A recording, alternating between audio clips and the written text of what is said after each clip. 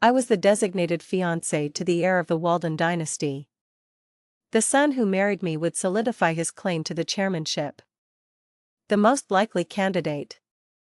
Julian, the chairman's third son, was inconveniently in love with a junior aide. He was adamant about making her his official wife. To protect his position as heir apparent, I made a concession, arranging for the aide to be brought into his residence with a discreet status. That very night, the aide hanged herself in her new quarters. Years later, when Julian finally ascended to the chairmanship, he took his revenge by systematically destroying my entire family. When I opened my eyes again, I was back in the chairman's office, with him asking which of his sons I favored. Under Julian's searing, expectant gaze, I knelt. I wished to marry Leo, the sixth son. I humbly request your blessing for this union, Mr. Chairman. I had been the heir's fiancé for 6 years. Yet I never became the first lady. Julian gave me a meaningless title and confined me to a remote estate, a modern-day prison. The next time I saw him was 2 years later. My father, General Thorne, had been killed in action. The nation mourned, but Julian celebrated with music and drink. He came to my gilded cage, drunk and staggering. Cordelia Thorne, he slurred. After all your years of arrogance, did you ever imagine this day? Your old man is finally dead. He's dead. I rose from the chaise lounge, my face a mask of calm, and walked toward him. Julian froze, pointing at me in disbelief. Cordelia, what is that look on your face? That was your father who died. And you haven't shed a single tear. You truly are a cold-hearted monster. I slapped him hard across the face. What look should I have? Should I be like you? A pathetic wreck who falls apart over an aide's death? Neglecting an entire nation? Clutching his cheek, Julian glared at me. What do you know? A venomous woman like you will never understand love. I was avenging Alara. Avenging the woman I loved. What's wrong with that? I will wipe out your entire family, so you can feel the pain I felt when I lost my beloved. He spat his hateful words, but his voice started to fade. That single slap had taken all my strength. After my father's death, Julian had cut off my provisions. I had been starved in this house for 3 days. I knew he was waiting for me to break. But a thorn never bows. Our family was a line of decorated soldiers. Yet they died because of me. How could I continue to live? As long as you're willing to kneel at Alara's grave and admit your wrongdoing. Julian sneered. I'll let you out of here. I'll even let you see your family's bodies. Let you collect them. Collect their bodies. Right. I couldn't die yet. My grandmother, my mother, my brother, they were all waiting for me. I lunged, grabbing his arm. I agree. I want to go home. A sharp, searing pain shot through my heart as a blade was plunged into my chest. Blood spilled from my lips as I gasped out a single, final word. I stared in disbelief at Julian. The silver locket in my hand fell with me, clattering to the floor. Julian stepped on it, crushing it under his heel. Cordelia Thorne, he scoffed. I knew a vicious woman like you would try to harm me. Since you're so heartless, I'll just have to send you to join your ancestors a little early. You can collect their bones in the afterlife. My gaze fell to the locket beneath his shoe as my vision blurred. He had given it to me 10 years ago at the midwinter gala. engraved by his own hand. He didn't even recognize it. That year, he had sworn, "Leah, I will cherish you for a lifetime." It wasn't supposed to be this way. As my consciousness faded, the locket, engraved with a tiny crescent moon for my nickname, Leah, shattered. I blinked, and the memories of my debutante ball faded away. It was time to choose a fiancé. But Julian, the third son, was insisting on marrying a junior aide as his official wife. My consciousness slowly returned. My grandmother and mother were talking beside me. "Mother!"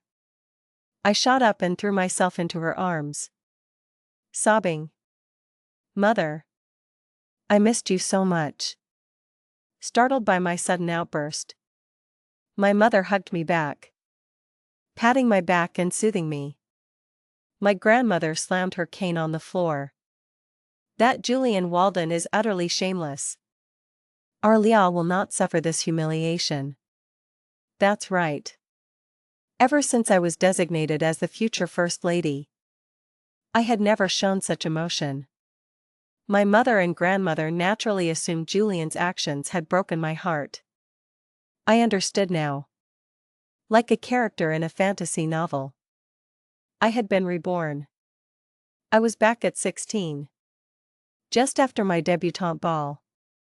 The year before my official betrothal. Though nothing was official, everyone in our circle knew the heir would be Julian Walden, making our engagement a foregone conclusion. The chairman and my grandfather had been as close as brothers. After my grandfather died on the battlefield, my father took his place, commanding the Federation's forces on the frontiers. In return for this service, the chairman had decreed that I would be the designated bride for the heir. Whichever son married me would become the successor. The eldest son had no political ambitions and was already married. Julian and I were the same age. In the 5 years after Julian, the only new additions were the fourth son and the fifth daughter. The fourth son died in infancy. The sixth son, Leo, was a full 6 years younger than me. And the others were even younger. So, everyone, including me, assumed my husband would be Julian. But no one could have predicted that the day after my 16th birthday party, Julian would petition the chairman to officially marry his aide, Elara Vance.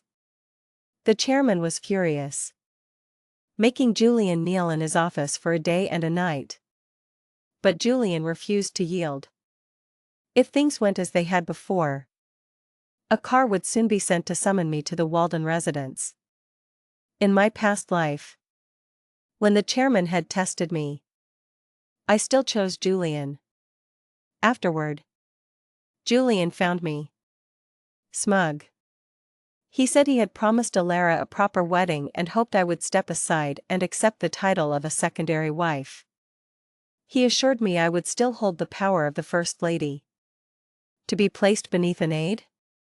I refused instantly, laughing it off as a joke. But Julian was relentless. The conflict dragged on until, in a fit of anger, I used my authority as the designated fiancé to have Elara brought in through a side entrance, with the rights befitting a mistress, not a wife. I never expected Elara, feeling deeply dishonored, to hang herself in her room that night. That was why Julian grew to hate me and my family, slaughtering us all once he had the power. It all began the day the chairman summoned me and asked, "Leah, of all my sons, which one do you truly favor?" Just like last time, a car arrived to take me to the chairman's residence. After the greetings, he posed the same question. I paused, setting down my teacup. "Mr. Chairman, are you asking me to choose from all your sons?" He nodded. All of my unmarried sons. The choice is yours.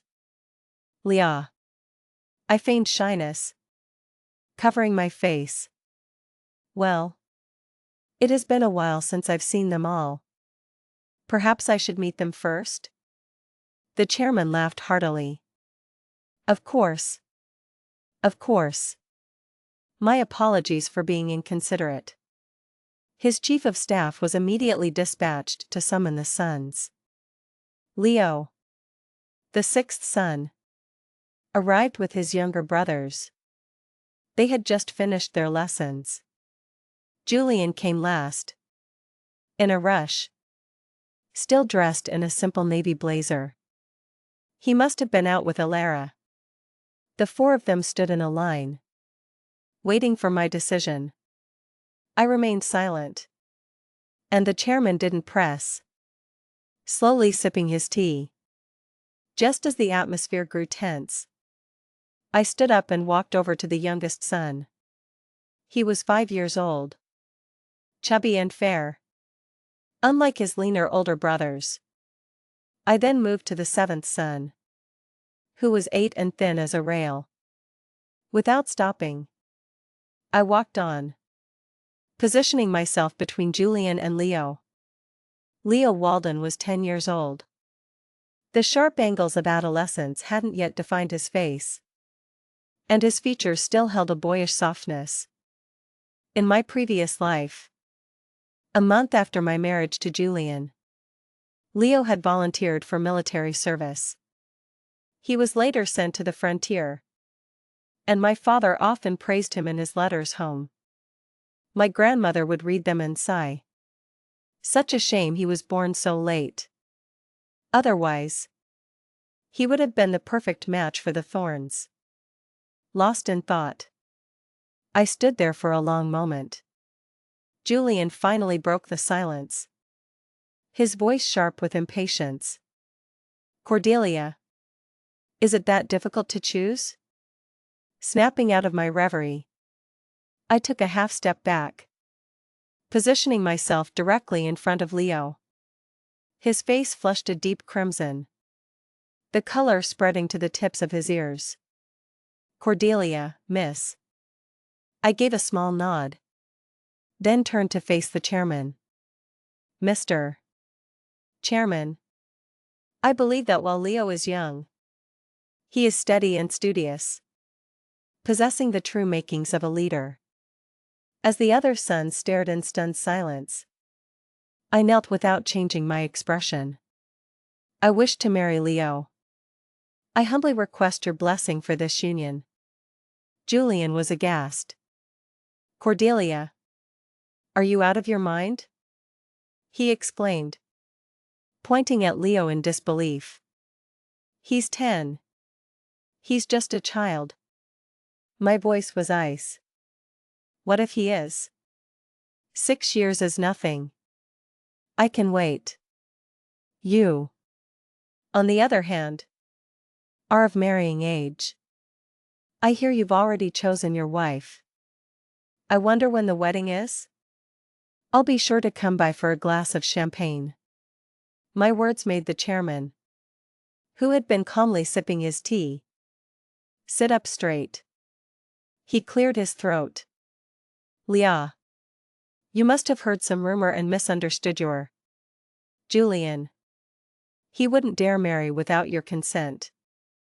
He sighed, his tone softening. I remember how you used to cling to him when you were little. Every time you came to visit, you'd follow him around. Once, when he wasn't here, you grabbed my leg and kept asking, "Where's Julian?" In the blink of an eye, you're both grown. I'm getting old. It's time to name the heir. I didn't respond immediately. It was true I used to shadow Julian as a child. But not because I liked him. I was hiding from my parents.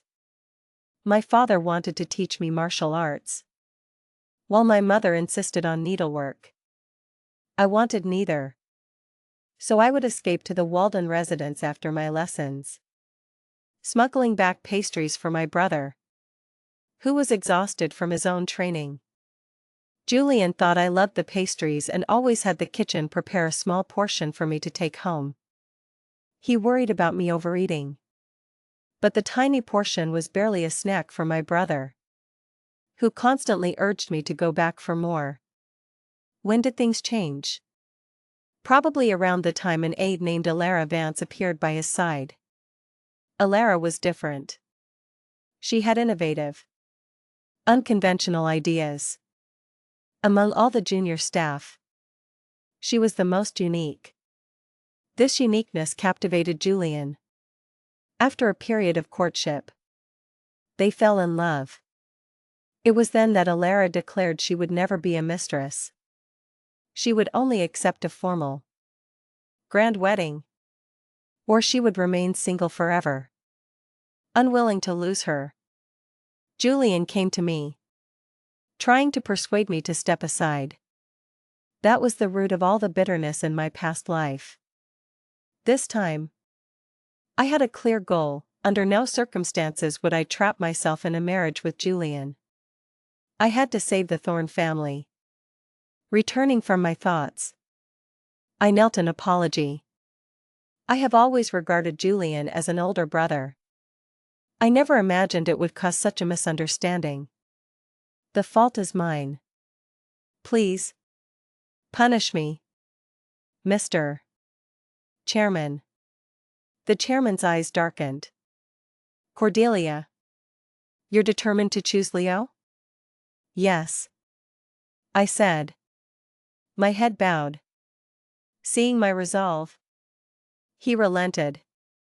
Very well. I'll have the advisors consult your charts and find an auspicious date. You still have time to reconsider before then. Leah, don't disappoint me again. His tone made it clear he was displeased with my choice. My heart sank. But I kept my expression neutral. The chairman then turned to Leo. As for you, Leo, since Cordelia thinks so highly of you, you will oversee this year's National Scholars Program. Show me this leadership potential of yours. Leo stepped forward and bowed. I will not disappoint you, Father. The chairman waved a dismissive hand. All right. I'm tired. You may all leave. We all bowed and exited. Outside, Julian confronted me angrily. Cordelia, a little drama is one thing, but you've gone too far this time, dragging Leo into it. Aren't you afraid of becoming a laughingstock? A laughingstock? I repeated the words, finding them absurd.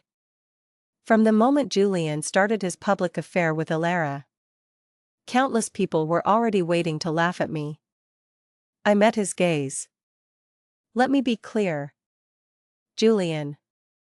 I, Cordelia Thorne, will never be a mistress. And a secondary wife is still a mistress. Julian snorted. In 6 years, you'll be past your prime. Who knows if Leo will even want you then? Don't invest everything just to end up with nothing. Leo quickly stepped between us. Brother, you're mistaken. I am not like you. I will be devoted to Cordelia. Not just for 6 years, but for 10. She will be my only wife. Julian was dismissive, clapping Leo heavily on the shoulder. Big words. Little brother. You just want the title of heir. It's normal for a boy to have ambitions. As your older brother, I'll support you. The Thorns can't help you with the scholars program. But if you need anything, just ask me. He strode away without waiting for a reply. After he left, Leo looked at me, his eyes firm. Cordelia, I won't let you down. I'll prove myself to my father. My gaze drifted past him to the imposing architecture of the estate. You won't succeed with the program. Leo froze, about to argue. But I stopped him. I should say, the man in charge doesn't want you to succeed. So how can you? Leo understood, his shoulders slumping. He really was just a boy. Had I made a mistake? Using him as a shield? But in the next moment, he looked up, his eyes blazing with determination. How will we know if we don't try? Leo Walden, will not give up. Seeing the fire in his eyes, I smiled and gently patted his head. Then go give it your all.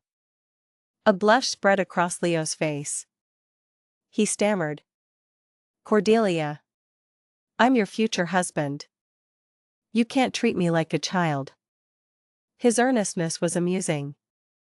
I decided to tease him, curtsying deeply. Of course. My dear husband. Leo stumbled back, completely flustered, and fled. Cordelia, I just remembered I have something to do. I'll be going now. I watched his retreating back and laughed. With his resilience, Leo would make a fine soldier. No wonder my father had praised him so highly. My smile faded as I turned to look back at the grand building. The chairman was still biased toward Julian. In my past life, I recognized this and swallowed my pride, choosing Julian. This time, I had chosen Leo. But it went against the chairman's wishes. What good would it do? In my previous life, Julian had been chairman for only 2 years before annihilating my family. Thinking back, the chairman must have already seen the thorns as a threat. The coup was likely his plan all along. For generations, the thorns had been loyal defenders of the nation. But our power had grown too great, making the ruler wary. If that was the case, then why shouldn't my family rebel? If Julian Walden could sit on that throne, why couldn't Cordelia Thorne? Leo handled the National Scholars Program brilliantly. His involvement allowed many students from underprivileged backgrounds to be selected. However, Julian couldn't stand to see Leo succeed. He accused Leo of corruption, claiming he had leaked exam topics to certain candidates. The names he listed were all from poor families who couldn't possibly have bribed Leo. The chairman didn't even investigate. He stripped Leo of his position and confined him to his quarters. The next day, the chairman issued a decree, officially naming Julian the heir apparent. Along with the decree, I was summoned to the Walden residence. This time, my heart was cold, and I offered no protest. The chairman was satisfied and ordered Leo to be released. Upon returning home, I told my grandmother and mother everything. My grandmother's face turned grim. I always knew this position came with a price. 5 years without a single new son surviving, the chairman was always backing Julian. Letting you choose was a farce. Just a way to appease the memory of your grandfather. My mother quickly tried to silence her. Mother, you can't say such things. What if someone hears? Let them hear, I said flatly. So what if the Thorns rebel? My mother, shocked, tried to cover my mouth too. But my grandmother looked at me with a glint of admiration. Well said. You have my spirit. Your father and brother are too much like your grandfather. All loyalty and no backbone. They just take the abuse. We Thorns command the loyalty of the armed forces. We should be the ones deciding who sits on that throne. My mother, trying to quiet us both, was frantic. My dear mother, please, say no more. The troops are all at the frontier. I pulled my mother's hand away. Grandmother. You're wrong. My mother breathed a sigh of relief. See? Cordelia is the sensible one. I looked at my grandmother. My gaze resolute. Since the Thorns command the military, why don't we take that high seat for ourselves? The room fell silent. My mother looked faint. My grandmother, leaning on her cane, came to stand before me. Well said. I support you. Whatever you want to do, do it boldly. Just as I was about to reply, my mother swayed, looking like she was about to collapse. I quickly caught her and helped her to a sofa. I was about to call for a doctor when she came to, grabbing my hand. Cordelia, all I'd ever wanted for you is a life of peace and happiness. Why are you? My nose stung. Mother. She caressed my face. Ah. Forget it. Do what you must. I've held you back for too long. And you've suffered for it. Since the Waldens have betrayed our trust. Don't blame the Thorns for being ruthless. With my family's blessing, I began to plan. But my mother was right. With my father and the army stationed at the frontier, bringing them back to the capital would leave our borders vulnerable. The Federation would be plunged into chaos. And even if we succeeded, we wouldn't be able to hold on to power. As I pondered a solution, an unexpected visitor arrived, Elara Vance. The moment she saw me, she knelt. Miss Thorne. I know you don't like Julian. Please. Give me your position as his fiancée. Let us be together. I paused. Then sat down in a nearby chair. You're right. I don't like Julian. But begging me is useless. You should be begging the chairman. Besides, you're just a junior aide. You offer Julian no political advantage. The chairman will never agree. Elara looked devastated. She collapsed to the floor, shouting, an aide doesn't deserve it? It's always that.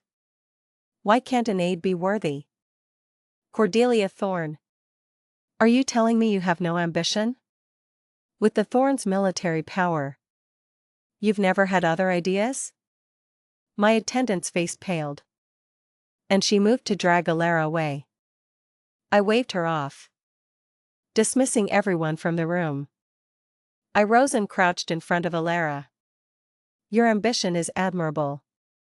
But ambition alone isn't enough. You said it yourself. My family commands the military.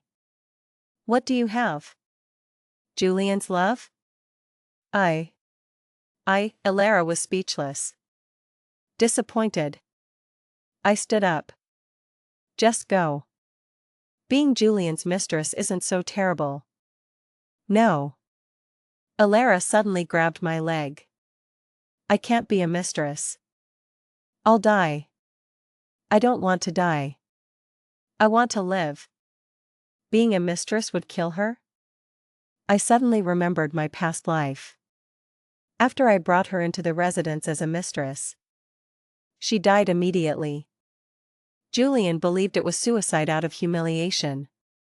But thinking about it now, it didn't add up. If Elara were just an ordinary aide, why would she find being a mistress so degrading? Why would she insist on a formal wedding as the primary wife? And how did a simple aide have so many strange and brilliant ideas? Could she be possessed? It made sense.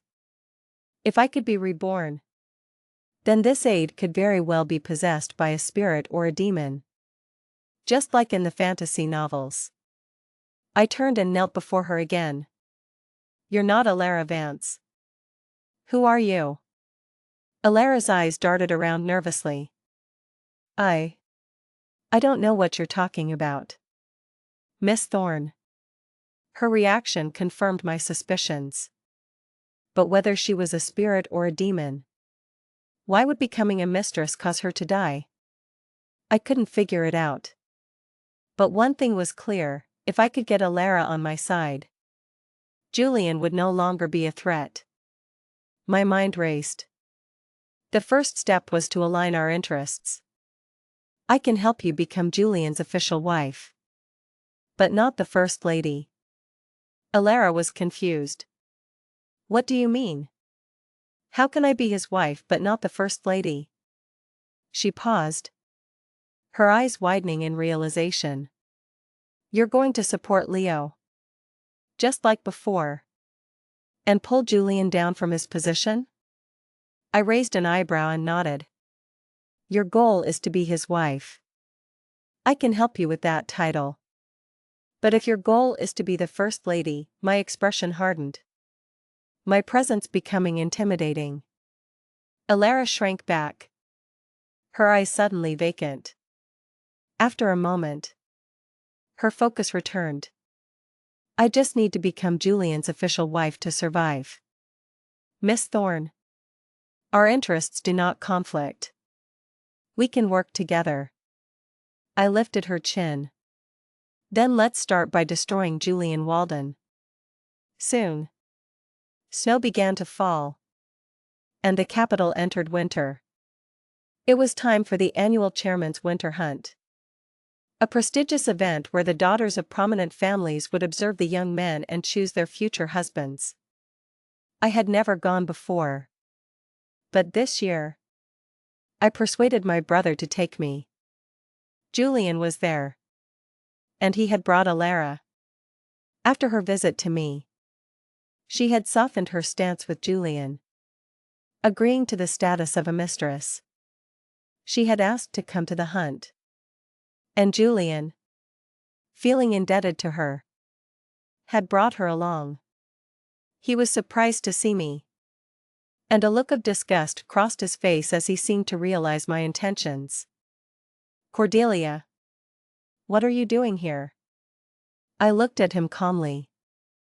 I heard the prize for first place in the hunt this year is a custom-designed phoenix brooch. Why do you think I'm here? Julian? Before he could answer, Alara gently tugged on his sleeve and whispered in his ear. Julian, I would love that phoenix brooch. Julian understood. Alara rarely asked him for anything, and he felt he owed her. He wrapped an arm around her and promised, then shot a defiant look at me. I will be participating in this hunt, and that brooch will be mine. I feigned outrage, striding forward and pulling Alara from Julian's embrace. Alara, who do you think you are? Competing with me? You're a mistress. How dare you even think of wearing that brooch? Alara cried out as I squeezed her arm, quickly pulling away and hiding her hand in her sleeve. Julian rushed to shield her, his voice cold. Cordelia, I'm warning you. Don't go too far. I scoffed, turned, and walked away. The other young women who witnessed the scene began to whisper, saying I was already acting like a jealous wife before we were even married. That my position as fiancée was just a title. I paid them no mind. Whether Julian would even live to marry anyone was still an open question. Meanwhile, Alara, walking away with Julian, secretly opened the note I had slipped her. It contained only 2 words. White horse.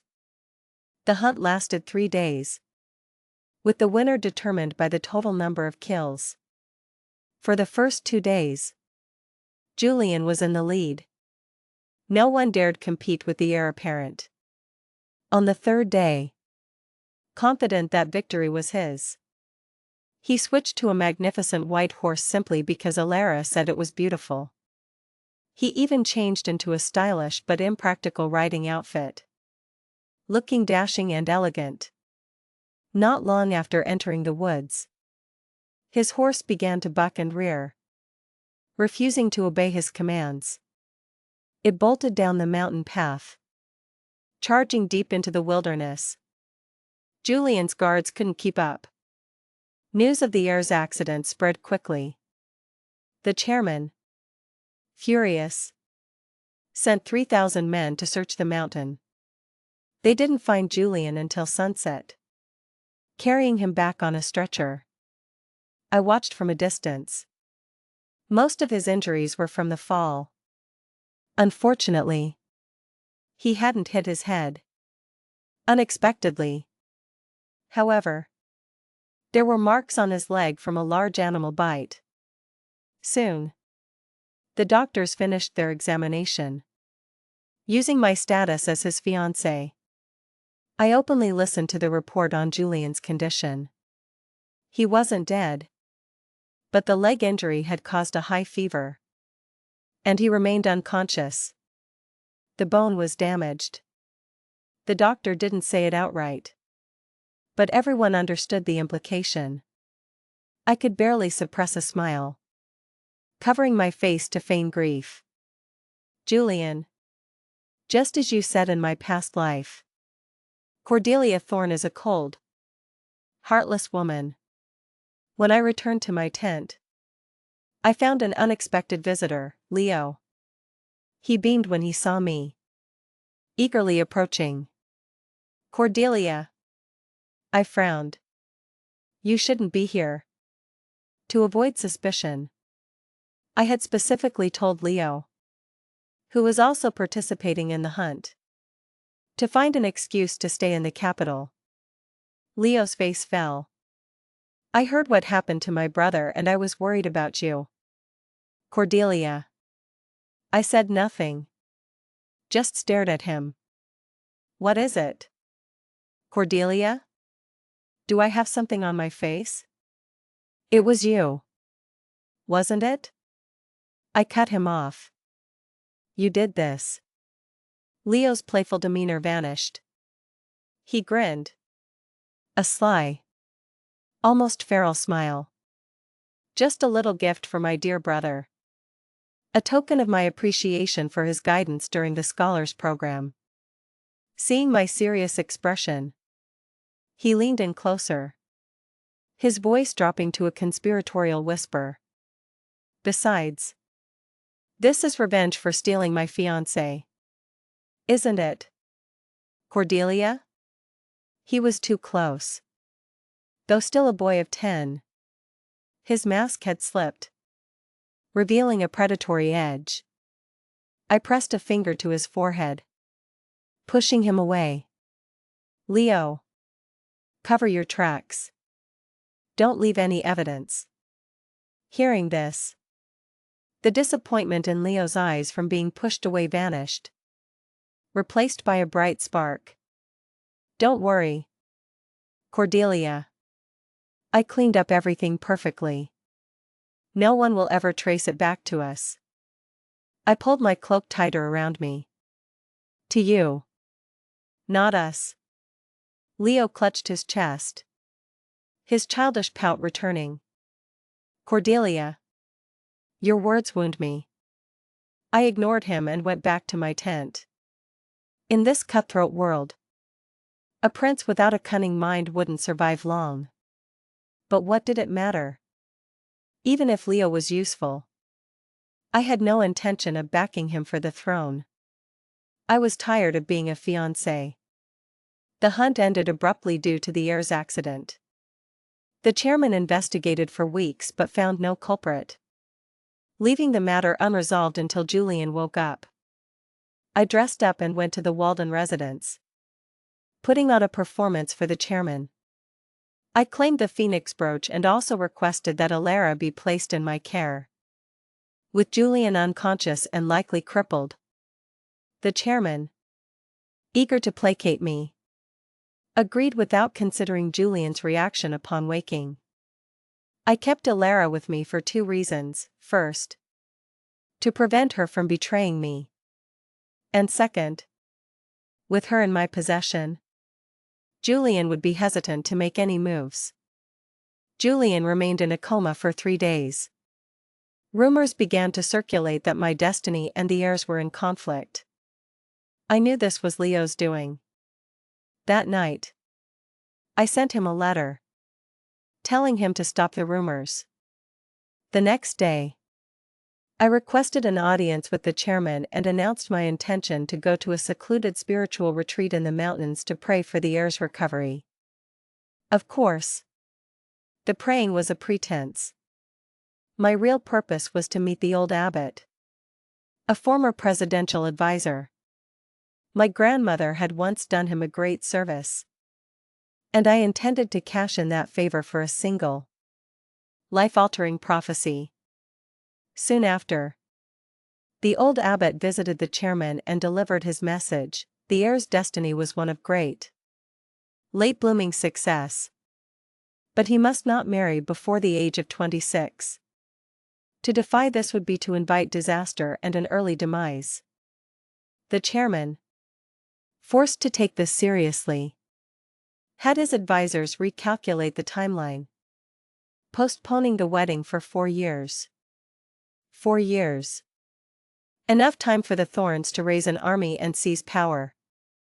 Coincidentally, as soon as the wedding was postponed, Julian awoke.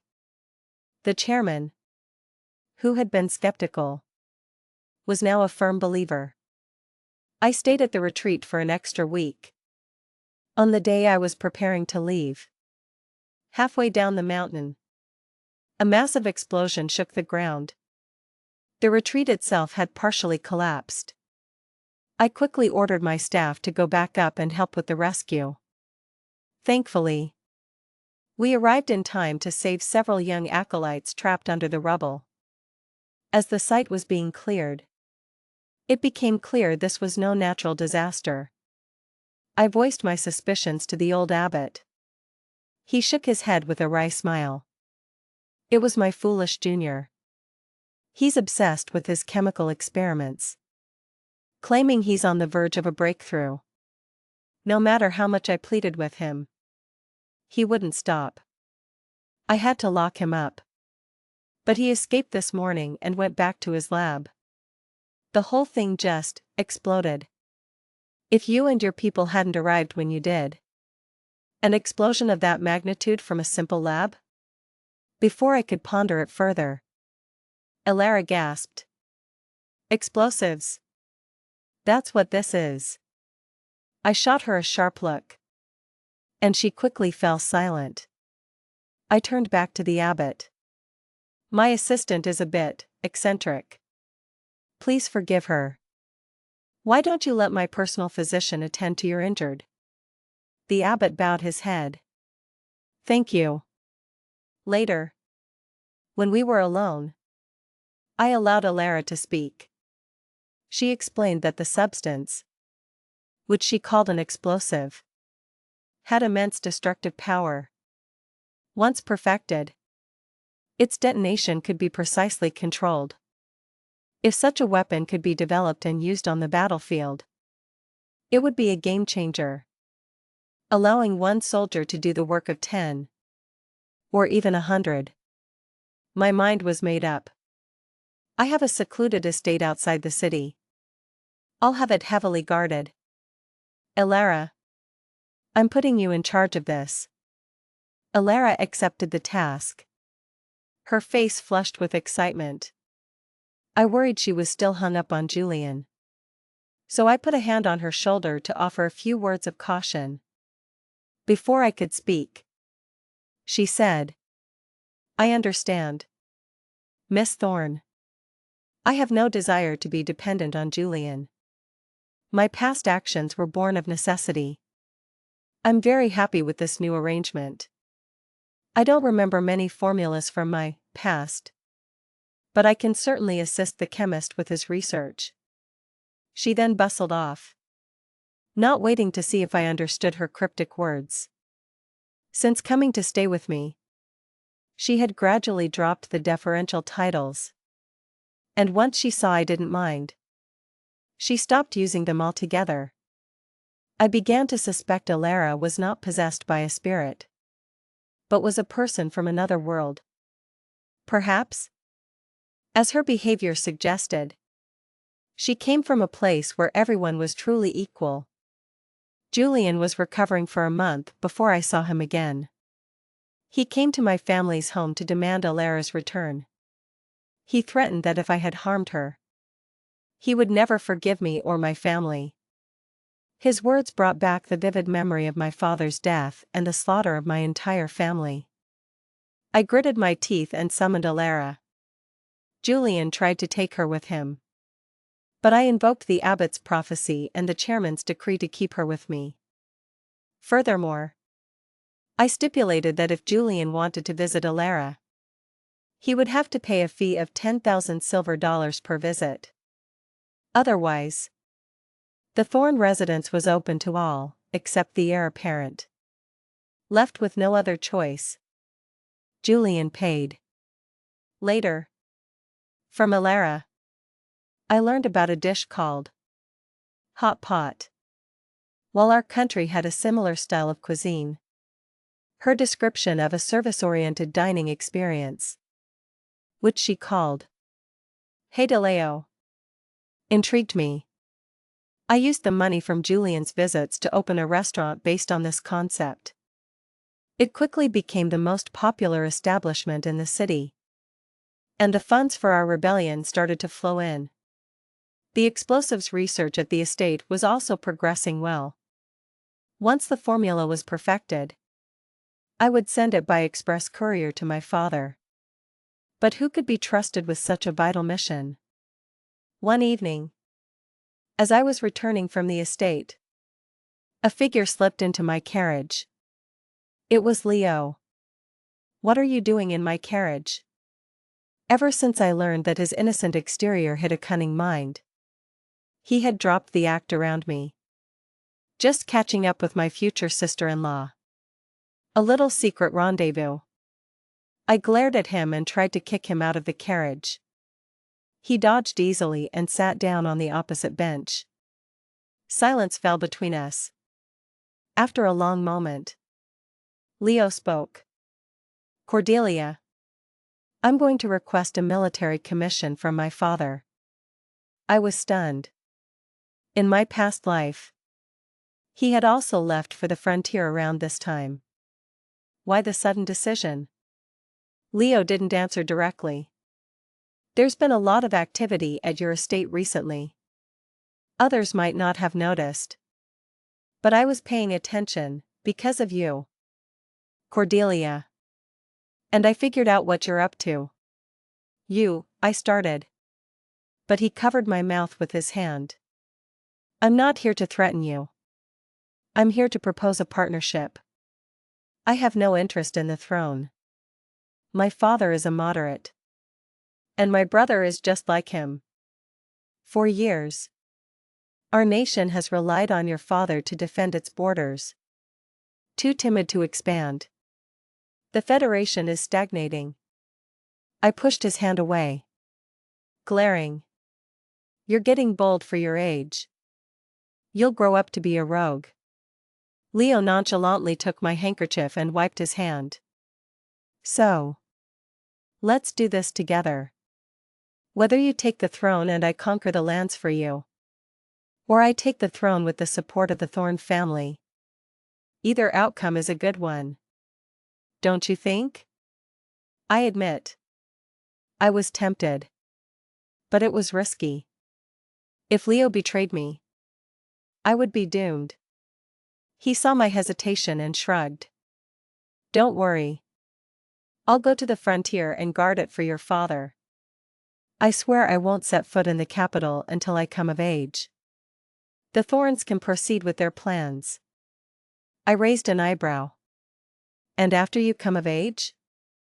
Leo dangled the handkerchief in front of me. "After I come of age, I will return to fulfill our engagement and marry you, Cordelia." I lunged for the handkerchief, but he was too quick, tucking it into his jacket.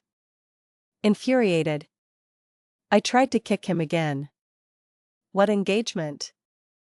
He gracefully leaped from the moving carriage. Cordelia. You have a cruel heart. But I will always remember the day you stood before the entire court and asked to marry me. The sixth son. He waved the handkerchief. I'll keep this as a token of our betrothal. Leah. Wait for me to come back and marry you. He mounted a horse held by a nearby guard and galloped away, waving goodbye as he went. I lowered the carriage curtain, my gaze softening. So audacious. But I could trust him. As for who would be marrying whom in 6 years, that remained to be seen. After Leo left for the military, Julian became active in politics again. With no other sons to challenge him, he thrived. Despite his limp. On the day of the midwinter gala, I ran into him on the street. He pulled a locket from his pocket. Leah. I had this made for you. You are my fiancé. No one else will ever threaten your position. Seeing the familiar locket, a sharp pain shot through my chest, right where the dagger had pierced me in my past life. The memory was still so vivid. I accepted the locket, a constant reminder of my purpose. When I returned home, I found Alara holding a nearly identical locket. Only the engraving was different. Her mood was uncharacteristically low. Julian is starting to just go through the motions with me. 2. I had 10 gold bracelets brought to her. If you want something, get it yourself. What Julian gives you is worthless. Alara's spirits lifted instantly. You're right. I'm going to the restaurant. I have a new dance routine to teach the staff. Though I didn't quite understand what she meant, I was glad she was no longer pining for Julian. 4 years passed in a flash, and my wedding day with Julian arrived. The procession stretched for miles, a spectacle for the entire city. Julian, dressed in his ceremonial uniform, sat on a fine black horse, surrounded by guards and attendants, making his way to the Thorne residence. I, in my wedding gown, clutched the locket he had given me. The entire estate was draped in crimson banners. Red, the color of blood. A perfect day for a celebration. And a coup. As the prescribed hour struck, my carriage was brought into the Walden residence. Julian took my hand and led me into the main hall. The chairman sat on a raised platform, beaming. The next second, the sound of clashing steel erupted. The Thorne family guards, my supposed honor escort, had drawn their weapons. I tore off my veil and pressed the sharpened edge of the locket to Julian's throat. The chairman reacted instantly, his voice a roar of fury. So, the Thornes are committing treason. I laughed lightly. With a leader like you, why shouldn't we? The chairman screamed for his guards. But my father had already led his troops into the compound. There was no one left to answer his call. My brother cleared a path for me through the chaos. The rebellion we had planned for 4 long years was finally coming to an end. The Thorne family had always been popular with the people, and the change of power was surprisingly smooth. The only obstacle was the resistance from some of the old guard politicians, who were vehemently opposed to me and supported my brother as the new leader. This terrified my brother, who was found hiding in the kitchen, ordering pastries. He promptly announced he was leaving for a tour of the southern provinces and wouldn't be back for a while, taking a young pastry chef with him. With the nation needing a leader, the reluctant old guard had no choice but to urge me to take the throne, making me the first female chairman in the Federation's history. As for Julian, I had his tendons severed and handed him over to Alara. She Surprisingly, didn't reject him. She held a wedding ceremony, marrying the unconscious Julian. When he finally awoke, he was in a state of delirium, insisting that he was the rightful chairman and demanding to see me. I, of course, did not grant him an audience. I suspected that, like me, he had also been reborn. He raved for days until Alara lost her patience. "What are you whining about?" she snapped, slapping him. "Didn't you say you loved me? Isn't this what you wanted?" Julian looked broken. "No. I was supposed to be the heir. I am the chairman." Alara slapped him again. "You're a servant now. A pathetic servant. I'm the only one who saved you. The only one who was good to you. I spent a fortune to get you back. You should love me more. Be better to me." "I know. Why don't you start by washing my clothes?" Julian stared at her, then at himself. "Me? Wash your clothes?" She kicked him. After a long standoff, Julian, swallowing his pride, agreed. He limped off with a bucket of laundry. But that day, he tore several expensive garments and was rewarded with a series of sharp scratches from Alara. Alara kept her promise, watching him like a hawk and giving him no chance to rebel. Of course, I had my own people watching him too. Over time, Julian's arrogance began to fade, mostly because he couldn't stand being constantly scratched. He felt that Alara had deceived him.